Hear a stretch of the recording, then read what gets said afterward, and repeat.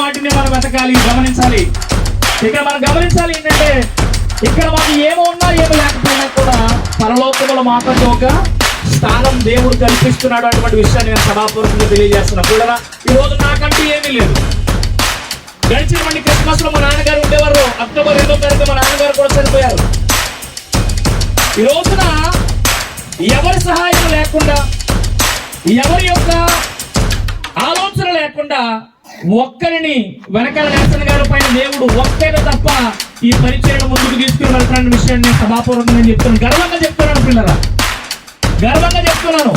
మీకు మీ బంధువులు ఉండొచ్చు, మీ రక్త సంబంధికులు ఉండొచ్చు, మీకు ఇల్లు ఉండొచ్చు, నాకు అది కూడా లేదు. కేవలం నాకు ఉన్నదంతా నా పరిచర్య, నా దృష్టి అంతా నా పరిచర్య మీదే, నా ఆలోచన అంతా నా పరిచర్య మీదే. ఎందుకు దేవుడు ఆశీర్వదించడు చెప్పండి? నీ ఆలోచన నీ పరిచర్య అయినప్పుడు, నీ దృష్టి అంతా నీ పరిచర్య అయినప్పుడు దేవుడు ఎందుకు ఆశీర్వదించడు? దేవుడు లైట్ ఆఫ్ మినిస్ట్రీని ఆశీర్వదిస్తూనే ఉన్నాడు అని చెప్పడానికి నేను సభాపూర్వకంగా తెలియజేస్తాను. ఇలా చెప్పుకుంటూ ఉంటే మరి చాలా ఉన్నాయి కదా. ఒకటే, ఈ లైట్ ఆఫ్ మినిస్ట్రీ అనేది కేవలము విశ్వాసంతో కొనసాగుతున్నటువంటి పరిచర్య, దేవుడు అంచెలంచెలుగా ఆశీర్వదిస్తున్నటువంటి పరిచర్య. ఇందులో ఎందరు ఉంటారో ఎందరు లేదో నాకు తెలియదు, కానీ ఈ పరిచర్య ముందుకు వెళ్తూనే ఉంటుంది. పరిచర్య ముందుకు వెళ్తున్నాం. ఇప్పటివరకు నేను లేకపోయినా పర్లేదు, కానీ ఈ పరిచర్య ముందుకు వెళ్ళాలి. ఈ పరిచర్య ముందుకు వెళుతుందని చెప్పడానికి నేను సభాపూర్వకంగా నేను గర్వపడుతున్నాను.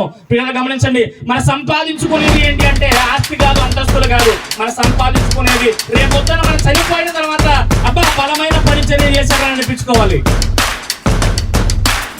బలమైన పరిచర్య చేసి చచ్చిపోయారని అనిపించుకోవాలి. అది నా ఆశ, నా కోరిక. పిల్లలు ఇలా చెప్పుకుంటూ ఉంటే చాలా సమయం పడుతుంది. కాబట్టి ఈ సమయంలో ఆ లైట్